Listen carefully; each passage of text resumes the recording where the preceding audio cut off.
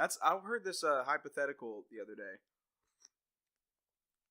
and this guy, on the radio, I should say, and this guy had this theory that every girl has their price. What do you mean? Like, if you were to, like, throw out this, like, let's say a married woman, Okay. right? How much would you have to pay her to sleep with another guy? And every single woman has a That's price? his theory. His theory is every single woman has their price. Know what I'm saying? Yeah, but, like... Do you think that's true? I don't think that's true. I would hope to goodness it's not true. Why not? Well, like... So what? Like, the good, holy, trustful women, they're, like... Okay, well, let me ask you a question. What if $1 billion, if you fuck this guy, the money that you would do it for, $1 billion, half of it was going to a charity to, like, help kids with big ears or something? But then you'd have to do it, right? You'd have a moral obligation to do it, right? No. Or what if the price was your kids' lives? Would you do it? Of course you sure, would. Yeah, if it's That's your what kids. I'm saying. Every girl has a price. Okay, so not like monetary wise. But I like, even think monetary, yeah. Really? I do. Because my thing is, like, do the women automatically have, like, a, hey, if someone was ever to offer me, like... No, that theory doesn't... So it's like a really rich guy says, come sleep with me, and they say, no, I'm married, or whatever, or no, I'm in a relationship. And it's like, no, here's a briefcase with however much money they require. I guarantee if they see that money, the mindset shifts. It's like, well, if my husband doesn't know about it, or I can ask him if he's cool with it. And I'm sure there are a lot of guys out there who'd be like, fuck yeah, I'll help push. Go ahead. Exactly. I'd be better if they told me about it. I think it. Of speaks course, to the I would hate to find out. Right, and I think it speaks to the relationship where if they don't say something, because then it's like you're Trump and you're trying to keep secrets. And I'm sorry, I'm just trying to I'm trying to connect it to talk about Trump. I don't know. I just how you holding up with Trump? Just real quick. We don't have to, like, super get into it. Like, okay. It's been, like, what, a year now? It's been a year. And a few months? A year and a few months, yeah. Yep. So, I don't know. If you were to look at everything that's happened with the tax plan, with the defeat of ISIS, or the throwback... of ISIS. Or the pushback of ISIS. Okay. Like, to the point where I haven't heard anything about ISIS in a few months. Have you? Yeah. I haven't heard a damn thing. I mean, I'm sure if we probably look somewhere in Europe, but no, not... Maybe there's I'm sure Sweden has their own... No, you haven't heard anything. At least I haven't. No, I haven't either. And with the tax plan, I've got a raise because of that tax plan. I'm making I'm ever so slightly making a little more money a month. Which I'm making a significant amount more money because of that. Yeah.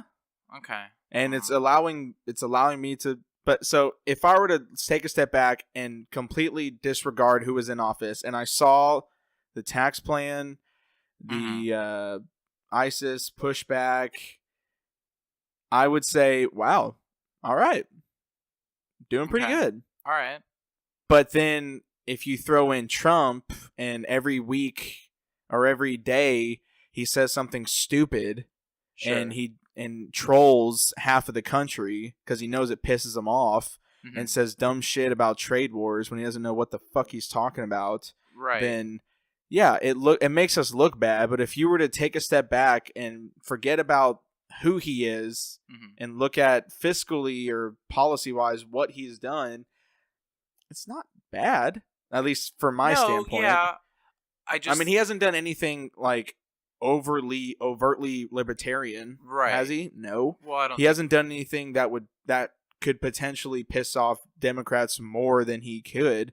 He hasn't done anything, or besides his mouth or in his Twitter fingers, he hasn't done anything that would completely dismember the Republican Party either. No, I don't. I think definitely, in terms of a presidential candidate, I think he is not doing a horrible job. I just think it's upsetting is not the right word, but it's kind of disheartening that there's just so much news coverage about him. Because it's like, sure, with Obama, you like in the 8 years, I can't think of any like scandal or like other than like the birthers or whatever. Remember the Benghazi thing? What Aussie thing? The Benghazi? Oh, Benghazi. I thought you said the Aussie. I was like, what? No. Ozzy Osbourne? What did he do? Although we still haven't seen his birth certificate. That's all I'm saying. Oh, yeah. And Trump has not yet shown his tax No, he has returns. not. Well, didn't he show one to Rachel Maddow at his 2005 tax return? Didn't he pay like $30 million in taxes that year? Something like that. I don't know. But not his recent one, right? Right. And I mean, I get why people would be upset. I'm not personally upset about it. I just think it's one of those things where... No, I'd want to see it. Well, I mean, I think at this point, it's not the... I want to see it to like know how much he's making. Or how much, it's not that. Yeah, I just want to know. Principle. I want to know where the money comes from. I want to know where the money's going. Oh, I don't. If you can follow the money, like I'm sure if we saw, maybe potentially if we saw it, maybe this would paint a bigger line in between Trump and Russia. It just might. We don't know because he's not releasing that information, and he doesn't have to. He doesn't have to. As a private citizen, he should not have to. Of course. Just because it's tradition doesn't mean it's necessary. Right. But at this point, it's like whenever I don't know in the early I forget when he said it, but it was either during the actual presidential race or right when he was elected or something. He was like, I would show my tax documents, but I'm currently being audited by the IRS or something. And I'm like, okay, well then if you would, then why it's been, way longer. And sure, you're a man with money all over the place, so you might be super audited now. I have no idea. But I think at this point, I just think it's the principle where it's like, I don't care. If you make money from colluding with Russia at some weird lucrative business deal that hoes over the middle class, okay, great. I could have probably assumed that. But, just if you're going to do it, do it. If not, just make a definitive statement because I think he just kind of let it slip. Like, it was a big fuss and commotion and stuff like that. And then now a year and a few months later, it's like... Yeah, he slipped by. Yeah, it's just no one's hammering on it. No one's saying, I want to see that. And I mean, it's not horrible. It's just kind of like, okay. It almost seems like whenever Trump is in hot water, he'll, and it's not even for stuff he says, like actual evidence supporting either Trump-Russia collusion or tax evasion or blah, blah, blah, blah, blah, whatever. It seems like he's mastered the art of saying something outrageous. Liberal media goes fucking crazy. Republican or conservative media starts trying to defend those words, and then he just coasts on through whatever scandal it was, and then out on the other side. Yeah, it's an art form, and I almost am I'm kind of impressed by it. Yeah, and also to bounce off of that as well. There's been a lot of White House controversy, just recently, and I mean, sure, the White House will always have its fair share of controversies, but I think just recently, like I said, within probably in just the last few months or whatever, you've had a lot of the security clearance stuff and that the whole thing with Sessions, and them losing a media correspondent every other week or so, and then that I forget one guy who worked, I think. I forget the guy's name, but he worked within the Trump administration, and then there was accusations about him beating his wife or something like that. And Mueller, I think. No, Mueller something else. Oh, okay. I think that's something, but that's just another name of a thing that's why can't things just be stable? It never can be. And I think the thing is I'm sure this happened in other presidencies. We just didn't know about it. Right. You know what I'm saying?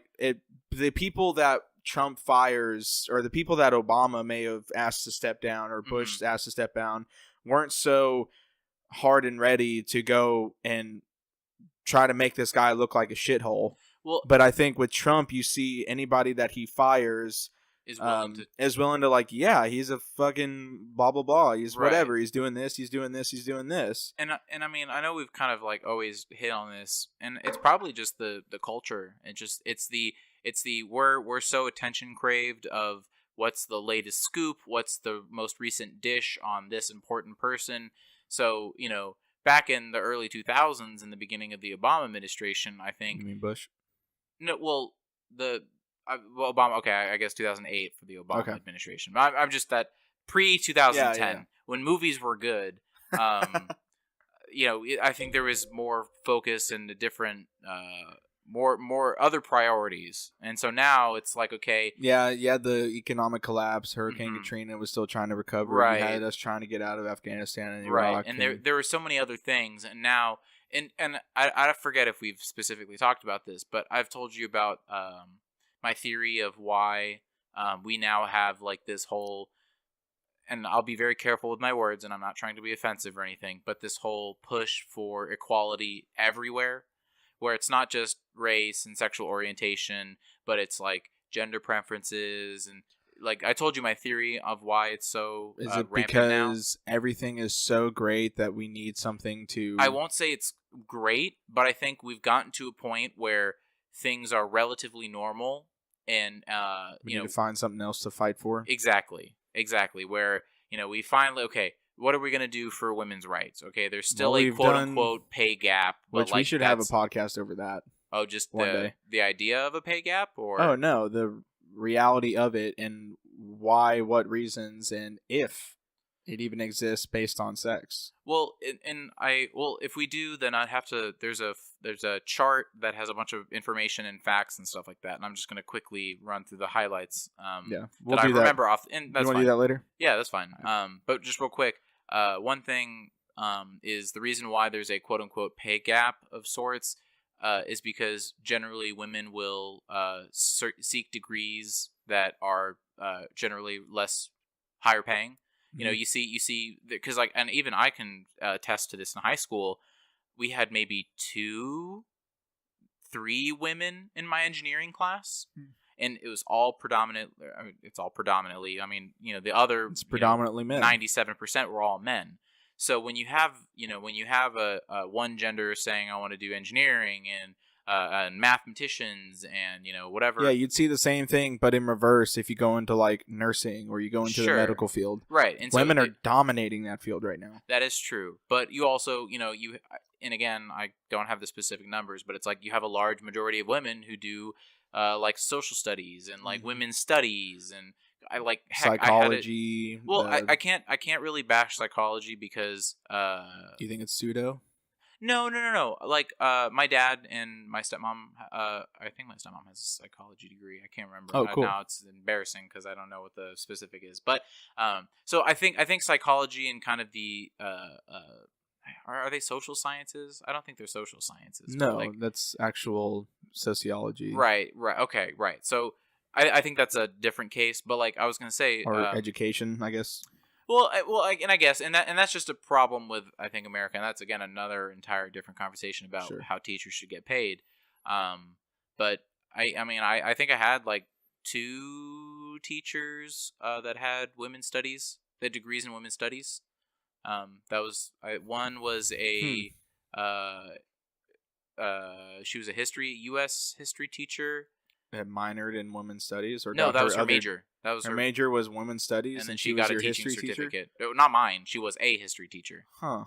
And then I can't remember what the other. Well, that's what's wrong with our education system. Well, no, I don't think that's what's wrong with it. I think it's kidding. just right. I know, but yeah, no. What were we talking about before? We were talking about Trump, and everything is set to a point now, and we need something to be pissed off about. So we create this whole. And again, you be careful with the words. You're going to sound offensive. If you want to, I can say it. No. And it's not that I have a identity to protect. I think because it's like, like with women, we just talked about it. There's a case to be made, but in terms of where we were, 80 years ago, definitely a lot better. African Americans and minorities, sure, I think better. Definitely a lot better.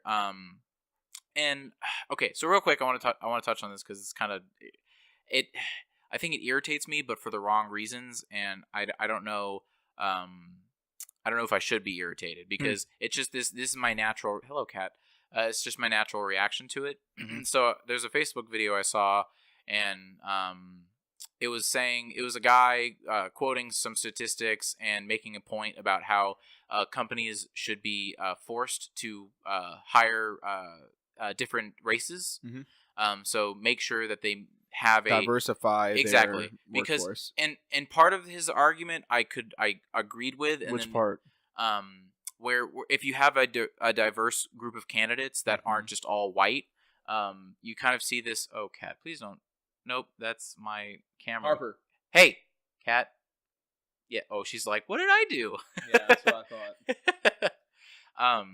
So anyways, when you have different cultures and different races and stuff like that, and this is even like a business term. Like, have you heard of groupthink?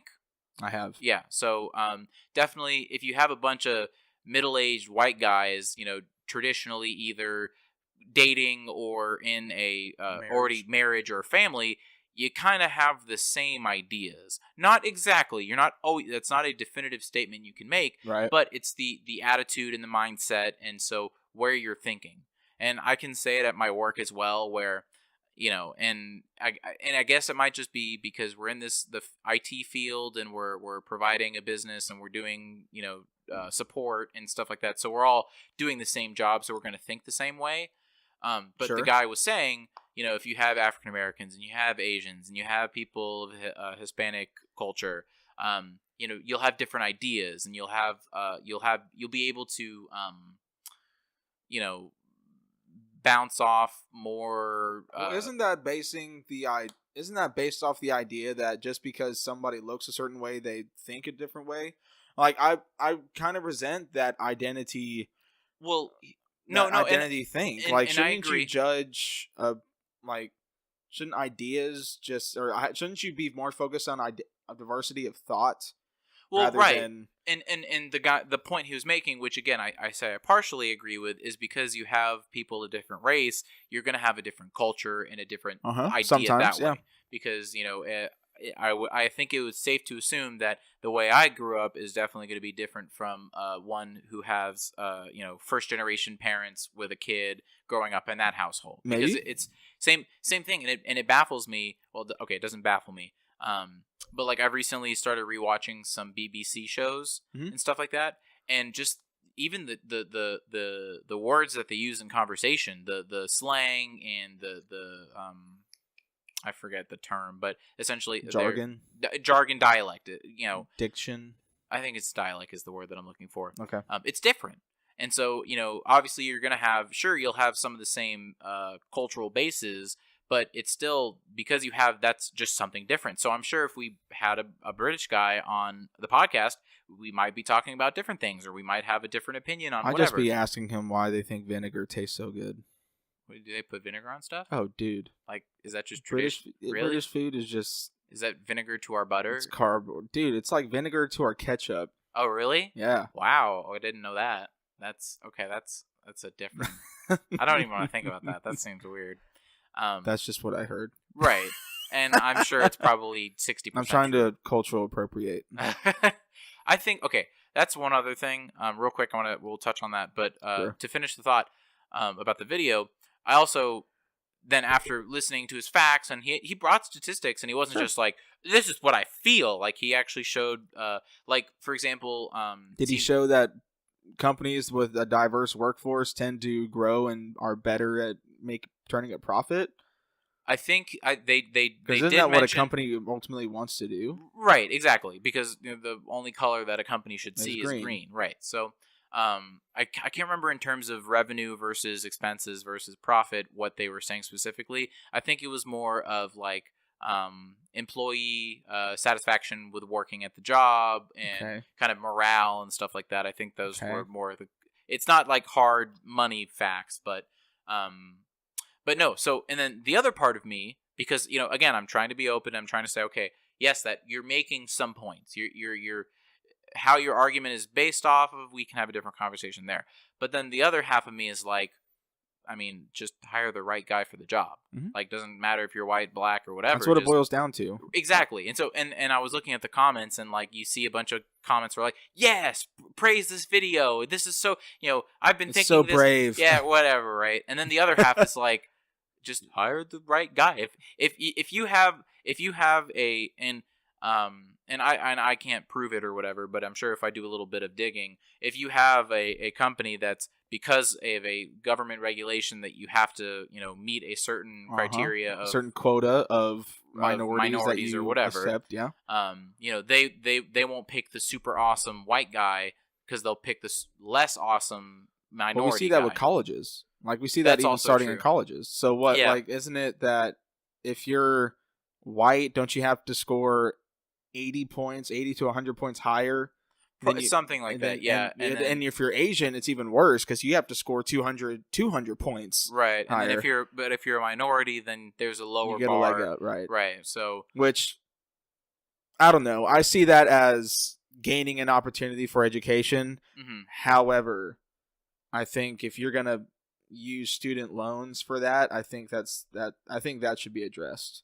Like, I don't know. I have a problem with the student loan epidemic among students. Oh, I mean, we can talk for hours about how colleges are overinflated, and because we're not subsidizing a certain percentage of colleges. Well, it's because they know that the government's going to be their bank, right? And they don't have to. They can charge whatever the fuck they want. Remember when I told you the grocery store scenario about healthcare? Like, so let's say you walk into a grocery store and you buy a gallon of milk, and you pay for a gallon of milk and it's $2, right? And then you go in another time, but you have this card. Can the milk be almond milk? Sure, almond milk. Thank you. And you're buying your hemp toilet paper and your all that shit. Sure. And so, but you go in next time with a card that says U.S. federal government on it, and the grocery store looks at that. The grocery store clerk looks at that, and he's like, "Oh, this milk's going to be $10 now. Why should I care? I'm not paying for it. Right. It doesn't matter." Right. And I think that we see that, like, in a nutshell, that's the very base level of what's going on in college right now. Right. And but you were saying about the video. I'm sorry. Oh no, and that was it. And it was just, it's this strange idea, because I mean, it's like, and even then, like, when the whole idea, and the guy was saying that, companies that do that are good, and then there's still companies that will preface the white people. And okay, sure, I can't disprove you there, because there might be racist companies out there, but it's like, at least there might be, but wouldn't you think in today's day and age that company would be ostracized and immediately, and I'm shut down, sure. all their stocks pulled, like they'd be negative 1,000 on the NASDAQ, probably. like when right? No, I think, but and I can't make a direct connection to this, because obviously it's very, very different instances. But the same thing with like rape victims, how, well, why don't you just speak up? Why don't you just talk? Well, because it's a safety thing, and it's a embarrassed, scared. Right? Exactly. Sure. You blame yourself. So I think loosely you can base it on the same thing. Where if a company says, "Hey, we're going to go with this other guy," well, again, I can't.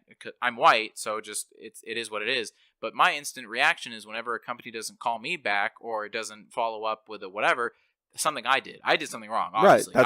That's the way it should be. Exactly. And so when you have those types of companies that still do it, and only the people internally can tell you that the company is racist, but then Joe Blow and then Joe Blow of minority goes, they're both going to think the same thing if they didn't get that call back. And so I think with that one it's a little harder. Sure, if you can prove it, then totally blow up the company, kill it, whatever, but I think that's a little harder issue to tackle. Sure. I'm trying to think back to Jason's Deli whenever we worked there. I think we saw every single type of person that we for could sure. ever see. For sure. And I mean, I think, and that's the issue also, is because I guess this is always just a reoccurring theme, is I think we live in a bubble. I think we do. I think we very much live in a bubble. The North Texas area, I think, is very much a bubble of, hey, we're gonna be cool, and this is where business is thriving, and there's the there's a more progressive thought, and there's more, because like growing up in high school, I saw a whole range of mix of people. I'm in Allen, same thing.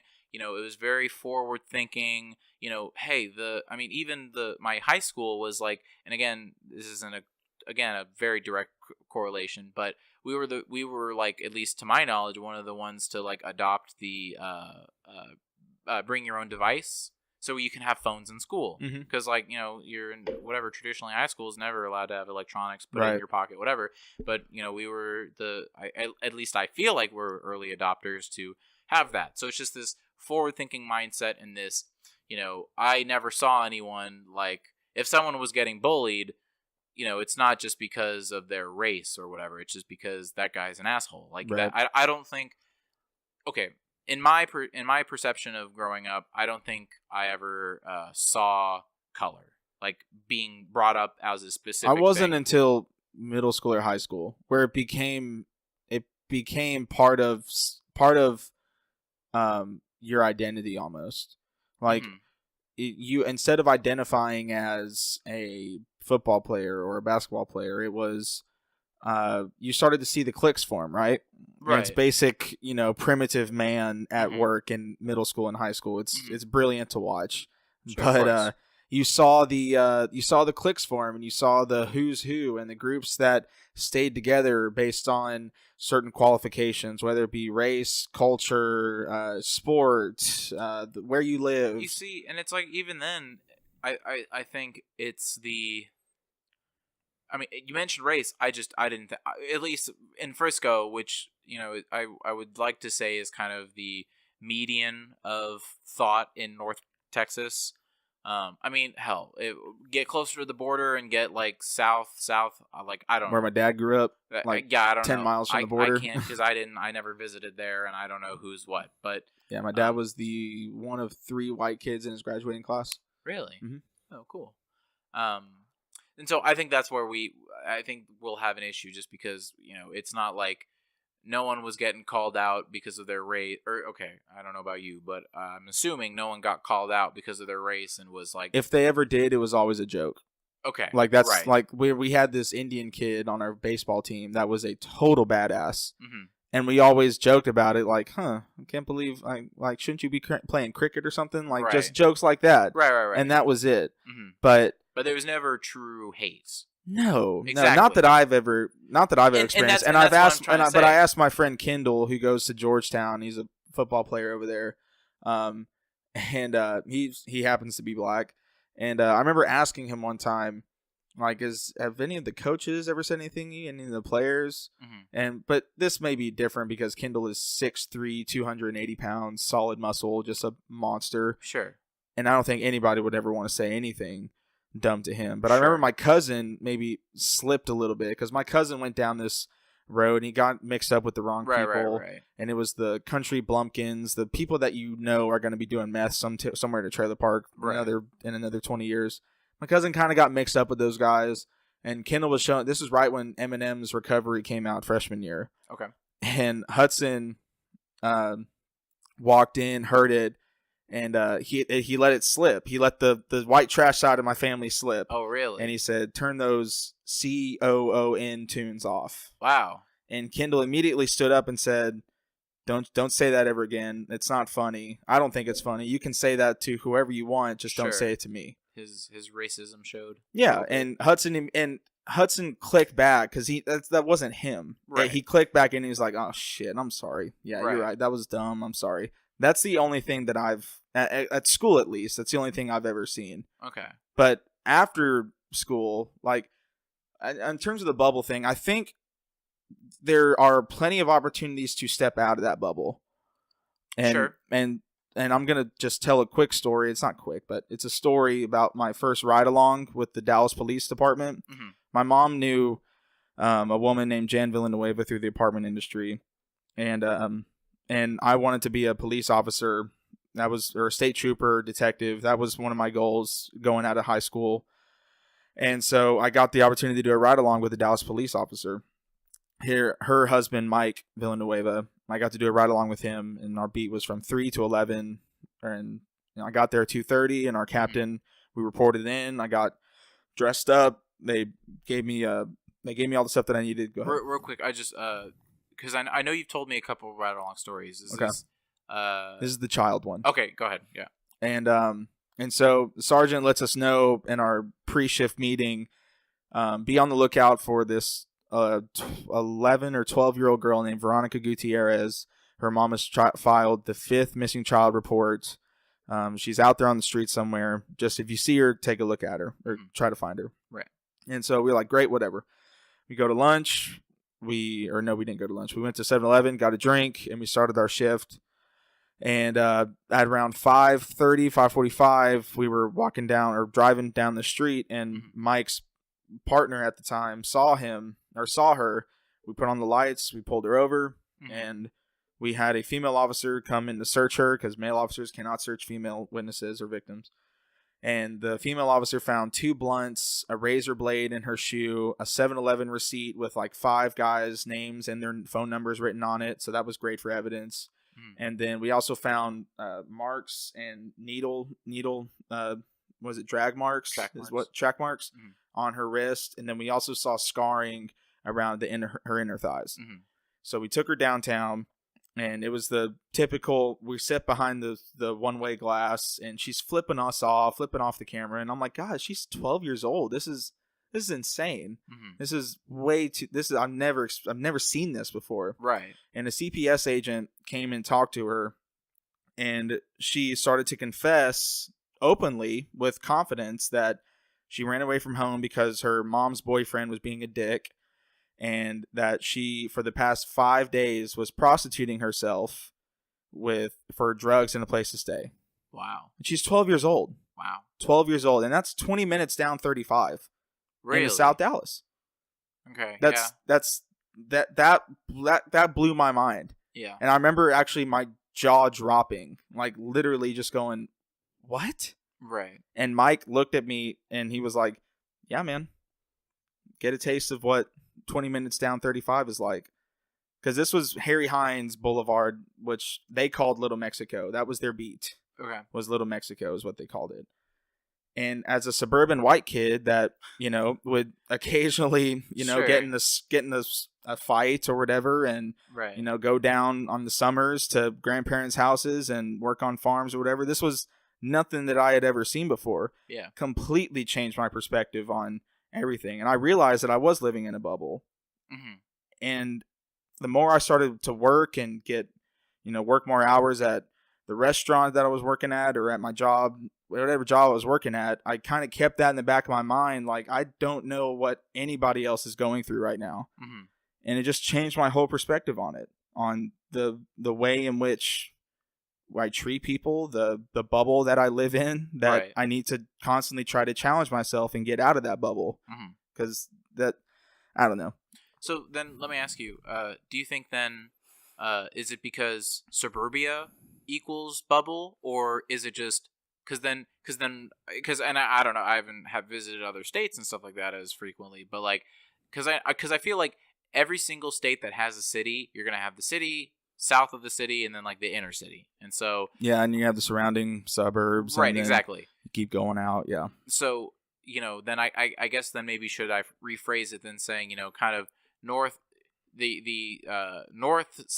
side of 635, and then which is the in the Dallas city, and then north of that is the bubble, because I knew someone who they went to UNT Dallas, the Dallas campus, and that's like in South Dallas, right? And it's not the most horrible, because I went there, I was helping them. It wasn't the most horrible area. It was fine. The campus was nice. It was like a nice building. But like they said that whenever they would go get food or something like that on their off, whatever, or they're coming to the class or leaving class and they're getting food, I think there was like the Chicken Express or something like that. And like it had like bars on the windows and stuff like that. And I know I saw, when I went to New York, you go to the Bronx and they also had like the bulletproof windows and stuff like that for ordering food. So it's I think that's probably the extent I've ever seen like a culture shock of like, oh, this is a reality that people are living in. But again, that's the city. It's not like suburbia. It's not like residential areas. It's not. So then do you think it would be safe to say that suburbia is always in a bubble? The quote unquote white flight, anywhere there, would be the bubble? I think it can be. Okay. But I think there are other factors that go into it, like Texas specific factors, or well, I've never lived extended time in another city other than Charleston in South Carolina. And that was only for a week. Okay. I mean, I used to live on the farm with my grandparents for a couple of months in the summertime when I was a kid. But I don't know. I guess, yeah, suburbia can be a bubble. It depends on how your upbringing is. So if you're not introduced to, and this is just a product of parents wanting to keep their kids safe. Sure. But if you're not introduced to the darker side of the world and the underbelly that is, life on this planet, yeah, I don't think that's a bad bubble to be in. But I do think a product of that is not being aware of, child prostitution in Dallas. It's not being aware of. You see, I think that, okay, I do agree with the statement of, I believe is what you said, is being shown that if you're not shown that underside, then you're going to live in that. But I agree with that. I think that there should be some type of reflection, or at least have a conversation to make the child aware. I don't think the extreme of prostitution and stuff like that. Sure. I think that's probably just Of course, that's a little too far. You're going to sign up for be a cop or whatever. But like I remember, I think the first time I saw like a homeless person. What are you looking for? Oh, okay.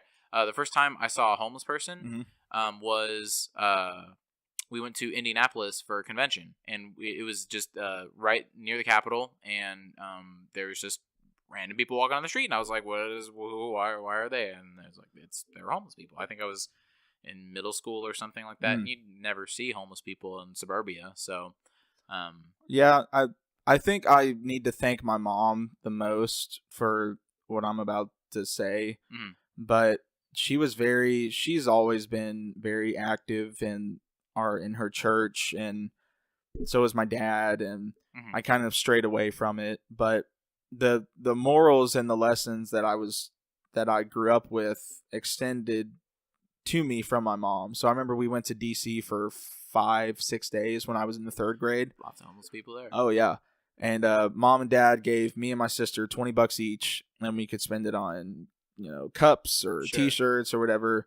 And I think I had like $5 left at the end of the day when we were walking back to our hotel, and I saw a kid and his mom just on the street next to our hotel, and I looked at my mom, and she was like, just go ahead and give the $5 to them. I'll reimburse you or whatever. And I was like, okay. Right. Like that taught me, one, that was kind of a culture shock because I didn't know how to react. Yeah. And then that made me want to, even as a young kid, the essence of right and wrong starts to build up inside you. I don't think it's from inside. I think it's outside influences that build up a person's morality, obviously. But I thank my mom because of that. And I remember we were going to the food kitchen at Austin Street for our church. We did that like every other Monday or whatever. Okay. And we took this kid, and it was his first time. And I was 13 or 14, and this kid was really scared because he flat out said, because I'm scared of homeless people. Like, what if they attack me? What if they smell weird? Sure. And I remember getting really upset. I didn't say anything, but I remember getting really upset. Like, wow, you fucking dick. Like, have you, like, they're just people kind of thing. Right. But then I remembered, was I different when I was 8 or 9? Like, how can this kid it's his first time. He doesn't know. He's probably seen some stuff on TV that's his only outlook point of reference of that. Yeah. On what we're about to do. But I remember after it, he said he had a good time, and his perspective changed. But I think that's a product of the bubble. That's a perfect example of a kid living in a fucking bubble. And I think, like I said, there are opportunities here specifically to get out of that bubble. Like if you go 15 minutes down 35 towards Denton, you're going to see farmers, and you're going to see students, hippie students at UNT and TWU. You're going to see conservative farmers, homeless people. Then you go down another 20 minutes down 35, and you're going to see Little Mexico. You're going to see, the baddies, in quotes, is what I heard. Okay. And so, you're going to be, I think we're very varied. But I don't think it's specific to our town. Like, I'm sure if you did that with, maybe Chicago's not a good example, but but if you did that with Philadelphia or Pittsburgh, sure, maybe DC, because DC, if you keep going down either way towards Maryland or you keep going towards Virginia, you're going to see just demographics change. Atlanta is another great example. So I think in every major city, you have the opportunity to escape that suburban bubble. You just have to make an effort to do so, and if your parents haven't already done that for you. Well, you see, it's just because that's real quick before we continue. I just want to touch on the homeless thing real quick. Yeah. So little I guess revealing what I think. I won't not necessarily not give them money, but homeless people who have really, and I say homeless people, but people who essentially are sitting on the side of the road asking for money, whether it's just someone's has a cart or something or a bag collecting cans or whatever it is, but if someone's just plopped on their butt and they have a can or whatever, they have a sign on cardboard, sure, or whatever it is, I really hate when they try and be super clever and funny. It irritates me to a point of, look, I get it. Try and you work for your money, right? I get it. You're trying to get something from me. You're empathizing, you're trying to make me empathize with you. You're trying to invoke something. I'd rather see just a genuine sign of just if you say, "Hey, I need look, help. I'm down on my luck. I need help." Not like I've seen pictures online and I've seen signs like whenever we were in Indianapolis, but like the example of like, look away if you have a small penis or something like that. And then like people are like, oh, it's really clever and funny. It's like, no, just like I'll give you money if I have the money. If I don't have the money, just because you have a clever sign, you're going to try and make me feel like an asshole or something. I don't know. I know it's not like super related to what we're talking about. It's a sympathy card. Like there's a guy that every time I go to work, there's the same guy that's been there since I started working for my new boss. And on the intersection of Preston and George Bush, there's a guy that sits there with his dog, and he'll put sunglasses on the dog. He'll put a funny hat on the dog. Right. And I'm sure that gets him some kickers. Like, sure. I'm sure there's a soccer mom that's like, oh my God, I'm going to do something nice. Here, look at me, boys. Take a picture, put it on Instagram or whatever. I actually, I kind of have a side story about that. So I used to work, it was off of the tollway and south of George Bush, in the middle between George Bush and 635. So not off of like Frankfurt, Arapahoe, like Addison in that area. Yeah, I think Beltline, Coit, Beltline. I think somewhere around there. So anyways, so high traffic is essentially the point I'm trying to make. So you see a lot of, especially like when you get into the afternoon, and then because I worked part time at that time, and then I'd go to school, or I'd work part time, then just go home, and then go to school, whatever it is. So high traffic. Actually, I specifically remember, and the reason why I remember it so vividly is because I was like shocked about it a little bit, because I saw regulars there. Like, I could probably point out 2 or 3 homeless people that would just that's where they'd work. There was a really good spot that where you're going south on the tollway, and it's a light, and it's kind of a bad light, which is a good spot for homeless people, because then you're sitting there for a while, and then only a few cars go by, and then the light changes, and then you're sitting there. And so if you just walk up and down, I know there's another intersection on George Bush or something like that, and that's why it reminded me of the Preston. Story. It might be, yeah. But it was this guy, and literally he'd be standing like right in the intersection, not like off to the side where it's safe. Like, it'd be dangerous where there's cars constantly going, and if he goes anywhere else, he might get hit.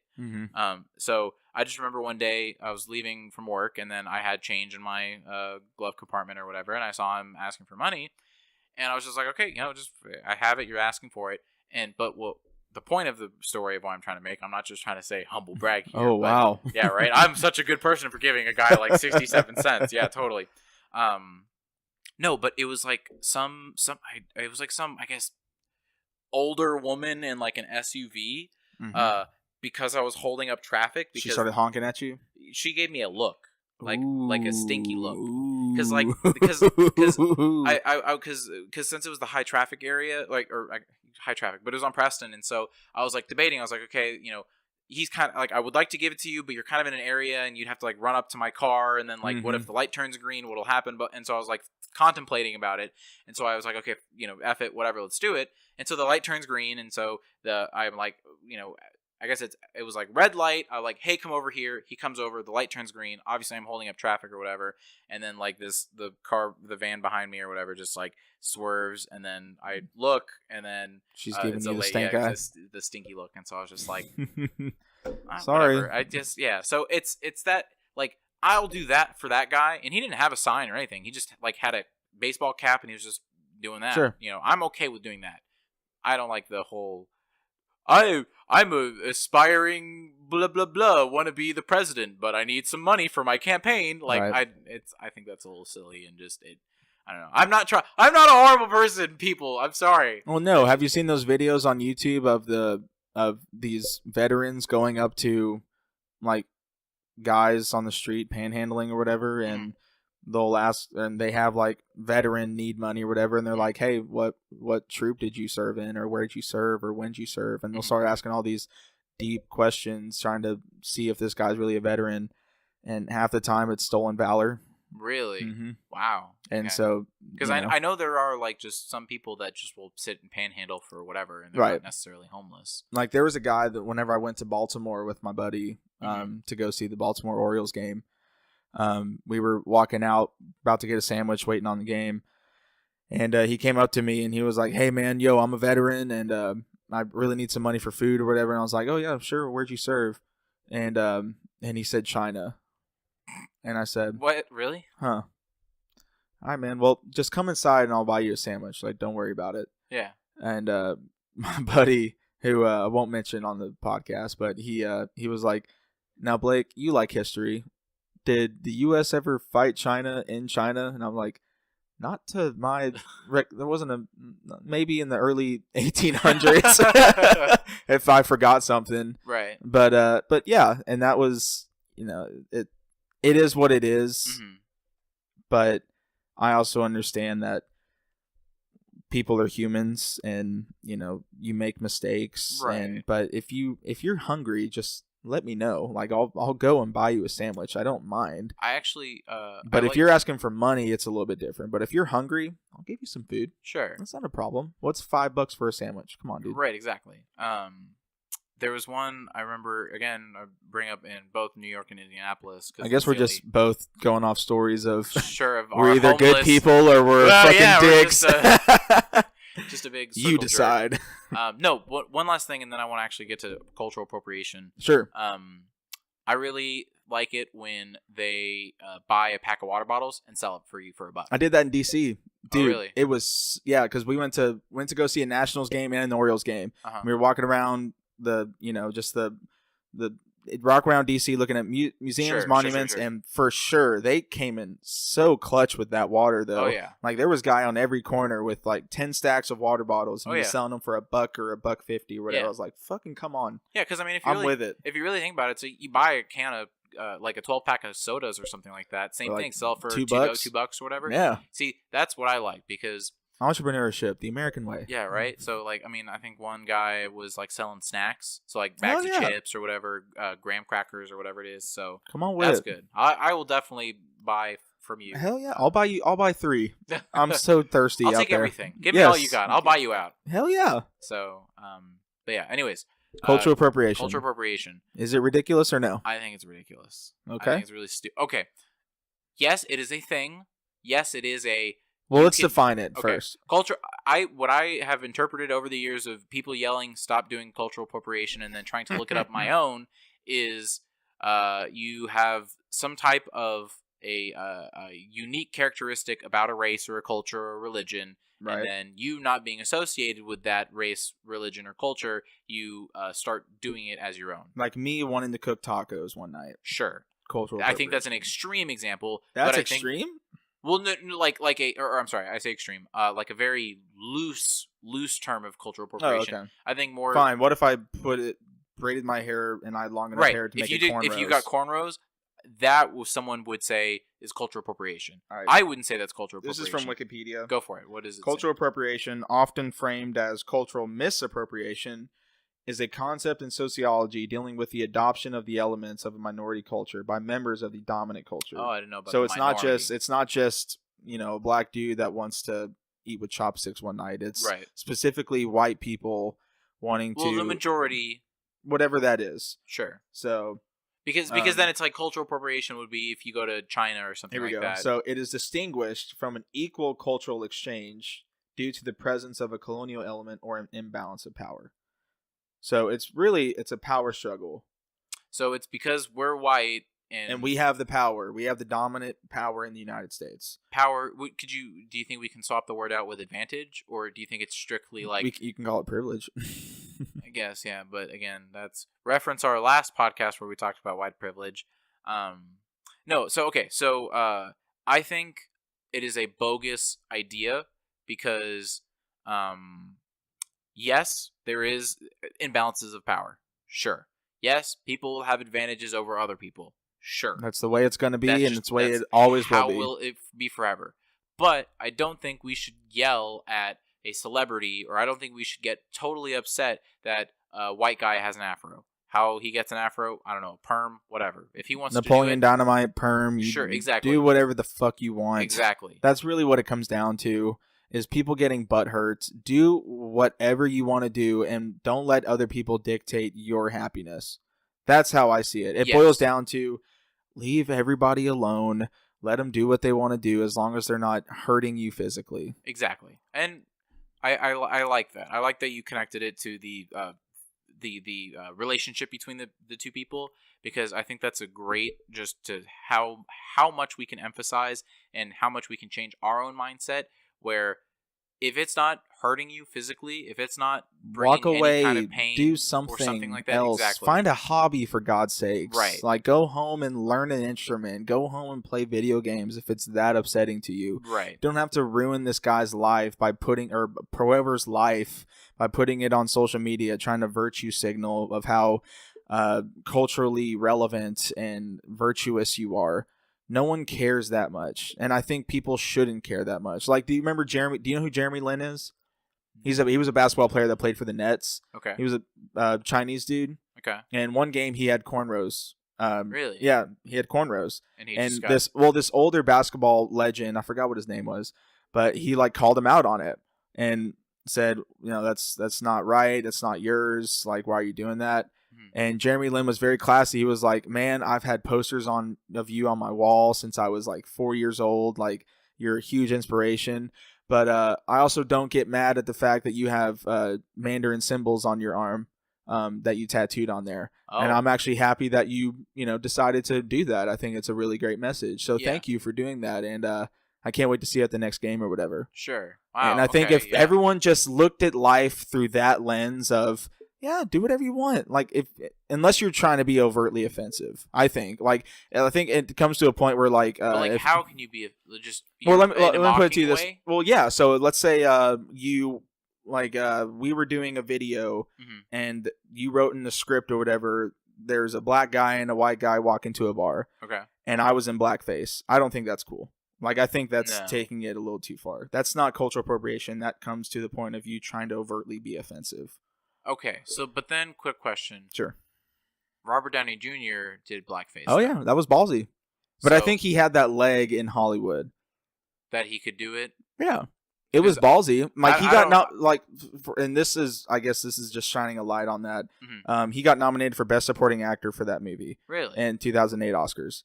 And five of the great actors came on stage to introduce the nominees. I think it was the year Heath Ledger won for The Dark Knight. Good. But you had Christopher Walken, you had Alan Arkin, and then you had Cuba Gooding Jr. And and two other guys, and they gave their spiel about this actor was really great in this movie, and this is what his character was about. And then Cuba Gooding Jr. starts off his speech about, let's talk about risks, shall we? Robert Downey Jr. played an Australian actor who played a black man in blackface, and the whole audience starts laughing, and Cuba goes, are you out of your damn mind? And everyone just keeps laughing. He's like, you gotta save some roles for the brothers. The brothers gotta work or whatever. But it's different because I don't know, he had that momentum in Hollywood. Sure. Like, it's the same thing when Dave Chappelle does whiteface, or Eddie Murphy did whiteface on SNL. Like, when you got that leg to stand on, you're untouchable kind of deal. Like, you know that you're not trying to overtly offend somebody. I'm just trying to imagine of a situation where, like, if it calls for it. Like, obviously, you know, if you're trying to have a diverse cast, just find a really good black actor. Just, right, but the whole point was making fun of method actors. That's what Robert Downey Jr.'s performance was. True. It was about making fun of your Daniel Day-Lewis's and the actors that really hone in deep into their craft to the point where they take it to the extreme, which is changing your hair and going in blackface, surgically making yourself black. Right. And that's the whole point of the bit. No, right, and I get that. I'm just trying to think in this specific, and I know we're kind of like focusing on blackface right now, but like in that specific instance, does that have a place in Hollywood other than to be a commentary on? Well, I think it was for comedic purposes, right? Okay, so it was it would have been worse if it wasn't funny. Like, if it wasn't funny, that's true. Then everyone would be like, "What the fuck are you doing?" Right. But because it was so damn funny and so loved by everybody, and you had people like Cuba, you had people like Jamie Foxx that were like, "Hell yeah." Right. It's funny as hell. It's one of the funniest performances we've ever seen in a movie before. Sure. Do your thing. Then do you think blackface could find its way in like The Departed? Hell no. Okay. Because it didn't call for it. Sure, of course. Okay. And it was a movie about, like, the undertones of that movie were Boston Irish people, and there's a culture in Boston about not like that. Okay, then that serious kind of drama action film. No. Okay. I don't think so. And I think it's for comedic purposes. At this point, it would be. Oh yeah. Okay. Like, you can't, like, imagine trying to make Blazing Saddles today. True. It would never happen. Right. Never happen. That's an entire other conversation about right. Can't pass. Of course. And I remember even in college when I took this movie history class, the professor was debating about whether or not to play Blazing Saddles for the class. Really? Yeah, and it was on our syllabus. Like, we would watch movies through each decade. Like, we saw The Great Train Robbery that was filmed in 1912, one of the first movies to go to theaters. And then we would watch, Maltese Falcon, Wizard of Oz, all these movies. And then it came time for Blazing Saddles. And it was on the syllabus. Like, it was right there. Yeah. But he decided to do Annie Hall. Oh, okay. And I asked him why, and he was like, I just don't think it would fit right with with the class right now. Sure. And I'm like, huh, okay. But going into it, and I guess that's what it boils down to, which is if you're making something like, I don't know. So if I was to go in blackface, which I don't think I'd ever have the balls to do, first of all. But if I ever were to, I don't think I would be funny enough to make it to where it's okay. Just a justified reason at all. No, I wouldn't. Okay. Unless it's written into the script. Now, quick question, and I think we're kind of beating the whole blackface to a pulp here, but would you be okay with an animated movie having an animated character be in blackface? Or Family Guy does it. Do it? Family Guy's done it. When has Family Guy done it?